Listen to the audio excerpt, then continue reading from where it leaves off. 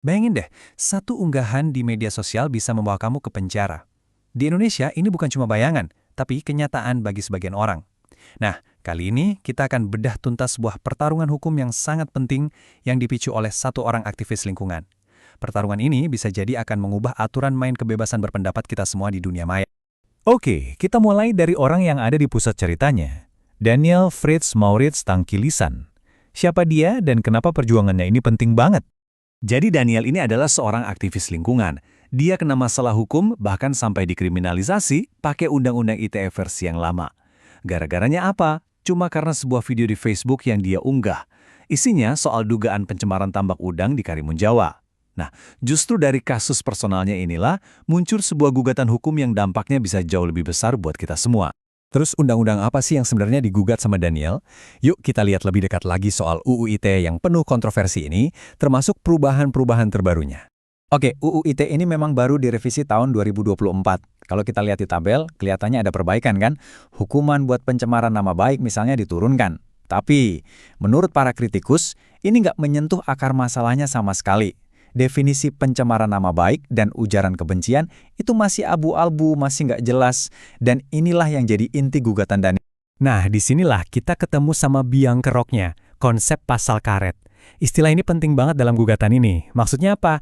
Ya bayangin aja karet, bisa ditarik-tarik, bisa melar kemana-mana. Pasal ini tuh sengaja dibuat multitafsir, jadi bisa diinterpretasikan sesuka hati oleh pihak yang berkuasa dan sering banget dipakai buat membungkam kritik. Sekarang, kita masuk ke dagingnya ya. Argumen utama yang pertama dalam gugatan ini fokus ke pasal pencemaran nama baik yang baru, yaitu pasal 27A. Ini masalah yang didalilkan oleh pemohon. Argumen pemohon, yaitu Daniel dan timnya, bertumpu pada dua kata ini. Orang lain. Cuma dua kata, kedengarannya simpel banget kan? Tapi ternyata, dua kata ini punya implikasi yang luar biasa luas dan berbahaya. Jadi, kenapa frasa orang lain ini bermasalah banget? Poin utamanya adalah, frasa ini bisa ditafsirkan bukan cuma sebagai individu atau manusia, tapi juga korporasi, institusi, bahkan pemerintah. Nah, kalau perusahaan atau pemerintah bisa dengan gampangnya menggugat balik para pengkritiknya pakai pasal ini, pengawasan publik bisa mati kan? Padahal kritik itu penting banget buat demokrasi. Ini yang disebut pasal keranjang sampah. Oke, itu tadi masalah pertama soal pencemaran nama baik. Sekarang kita lanjut ke bagian kedua dari gugatan ini, yaitu soal pasal ujaran kebencian. Polanya mirip nih. Masalahnya lagi-lagi ada di frasa yang sangat-sangat kabur, menimbulkan rasa kebencian atau permusuhan. Pertanyaannya, gimana cara ngukurnya? Apa parameternya? Siapa yang berhak nentuin kalau sebuah kritik itu sudah berubah jadi rasa kebencian? Nggak jelas kan? Ya karena nggak ada definisi yang jelas, pasal ini jadi ngasih kekuasaan yang super besar ke aparat buat menafsirkan seenaknya. Ini bahaya banget, karena bisa membungkam diskusi-diskusi publik yang penting.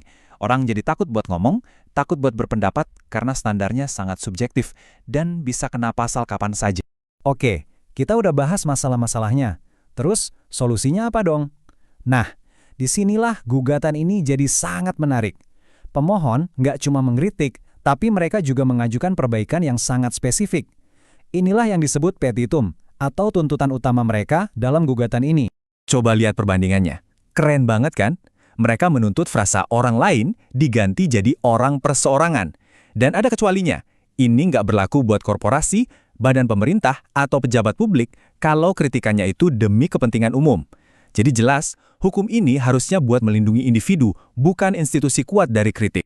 Begitu juga buat pasal ujaran kebencian, perubahan ini krusial banget. Dari konsep menimbulkan rasa kebencian yang abstrak, diubah jadi hasutan untuk melakukan diskriminasi, permusuhan, atau kekerasan. Standarnya jadi jauh lebih tinggi, lebih jelas, dan ini sejalan dengan standar internasional. Jadi bukan lagi soal perasaan, tapi soal tindakan hasutan yang nyata. Sekarang, ayo kita coba lihat gambaran yang lebih besar. Gimana caranya satu kasus dari seorang aktivis di Indonesia ini bisa terhubung dengan tren global yang lebih luas? Pertarungan hukum ini nggak terjadi di ruang hampa. Ini terjadi di tengah fenomena yang disebut para ahli sebagai kemunduran demokrasi.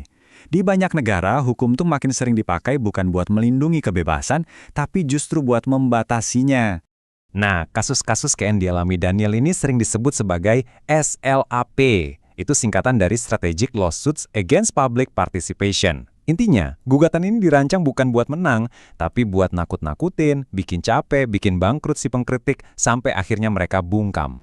Jadi, ini dia poin pentingnya. Undang-undang yang niat awalnya mungkin baik, kayak melindungi orang dari pencemaran nama baik, malah bisa jadi senjata buat menekan orang yang beda pendapat.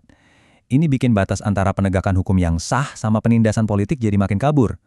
Semacam otoritarianisme tapi terselubung. Pada akhirnya, kasus ini membawa kita semua ke satu pertanyaan fundamental yang lagi dihadapi oleh banyak negara demokrasi di seluruh dunia. Jadi, di era serba digital ini, di mana seharusnya kita menarik garis batas yang pas antara melindungi reputasi seseorang dan melindungi kebebasan berpendapat kita semua? Ini pertanyaan yang perlu kita pikirkan bersama.